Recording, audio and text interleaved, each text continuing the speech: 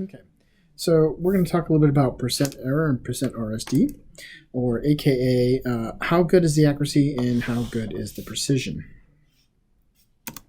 So percent error is simply the measured value, or what you determine it to be, minus the actual value, or what it's supposed to be, divided by the actual, and times 100%.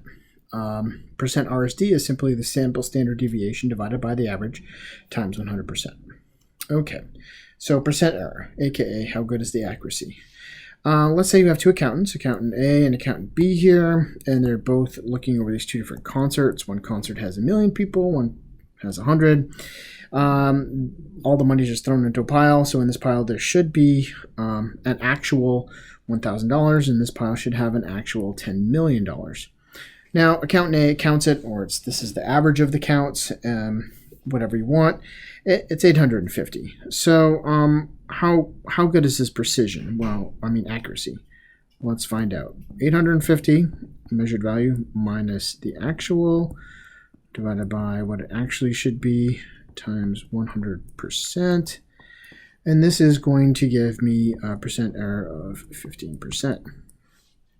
Now notice he's not counted $150 or is missing it somehow or something's going on. What about this guy? Well, his measured value is 9 million minus the 10 million it should be.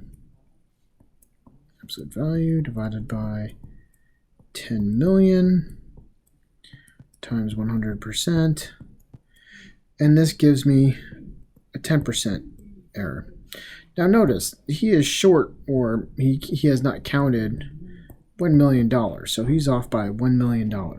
But still, the 1 million relative to 10 million is only 10%, a smaller value versus 150 versus $1,000.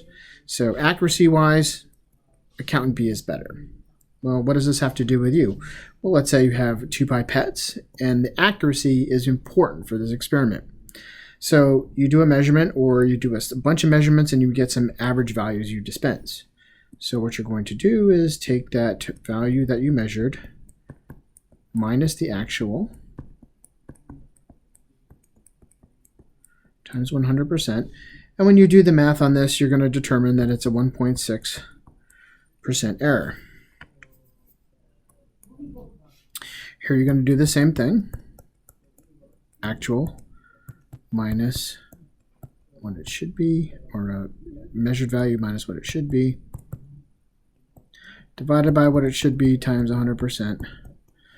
And what you'll see is that you get an error of 1.4%.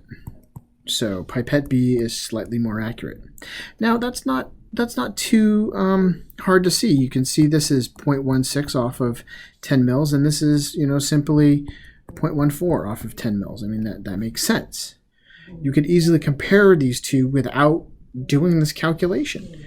Okay, well, it gets important when you're dealing with 2 pipettes or 2 systems that have different values. So this is from before. Remember, this is simply the 1.6%. It hasn't changed. But here we have a new value for a new pipette.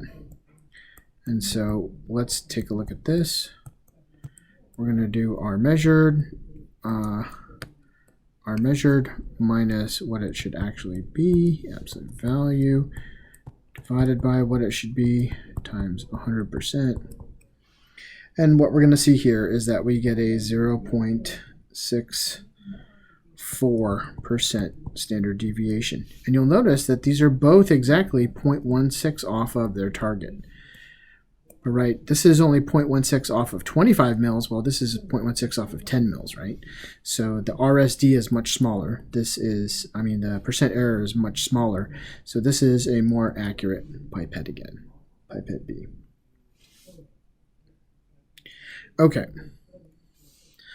percent RSD. This is going to speak to our precision aspect, or repeatability. So let's go back to our accountant A and accountant B. We haven't forgotten about them. So there's those pile of $1,000 and our pile of $10 million. He counts this pile 3 times and comes up with these values. He counts this pile 3 times and comes up with these values. The average here is 1020 plus or minus 52.91. So 1020 plus or minus 50 would be the reported value. And in this case, our average is going to be, actually, it's pretty good. It's 10 million. 10 million.